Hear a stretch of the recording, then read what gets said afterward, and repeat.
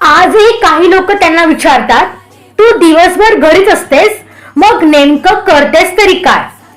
जर उद्या सकाळी या जगातून या सगळ्या गृहिणी एका दिवसासाठी सुट्टीवर गेल्या तर फक्त घरच नाही, पूर्ण व्यवस्था कोलमडून पडेल.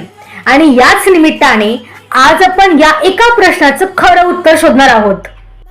अलीकडेच दिल्ली हायकोर्टाने एक महत्वाचं निरीक्षण नोंदवलं. घरात काम करणारी पत्नी रिकामी बसलेली नसते, तिच्या कामाला किंमत नाही असं समजणं अन्यायकारक आहे. कारण तिच्या कामामुळेच घर चालतं आणि नवऱ्याला बाहेर जाऊन कमवता येतं, स्वतःचं अस्तित्व तो निर्माण करू शकतो. राष्ट्रीय सांख्यिकी कार्यालयाच्या आकडेवारीनुसार एक गृहिणी दररोज सरासरी 7 तासांपेक्षा जास्त काम करते. आता जरा कल्पना करा, जर हे सगळं काम आपण वेगवेगळ्या लोकांकडून करून घेतलं तर? म्हणजे हे असं, म्हणजे फक्त इतक्यातच 21,000 ते 27,000 खर्च होतो.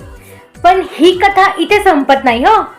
गृहिणी मुलांना अभ्यास शिकवतात, घरातील वडीलधाऱ्यांची काळजी घेतात, घरात तणाव असला तर सगळ्यांना भावनिक आधारही त्याच देतात.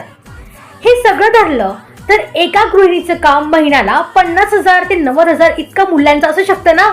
आणि तरीही त्यांना पगार नाही, सुट्टी नाही की प्रमोशन नाही. फक्त एकच प्रश्न त्यांना ऐकायला मिळतो, तू दिवसभर करतेस तरी काय? म्हणून पुढच्या वेळी कोणीतरी एखाद्या गृहिणीला हा प्रश्न विचारणार असेल तर त्यांना सांगा, ती फक्त घरात राहत नाही तर ती संपूर्ण कुटुंबाला आयुष्यभर उभं करते. कारण खरी गोष्ट अशी आहे, घर चालवणारी स्त्री नोकरी करत नाही तर ती एक संपूर्ण व्यवस्था स्वतः सांभाळत असते.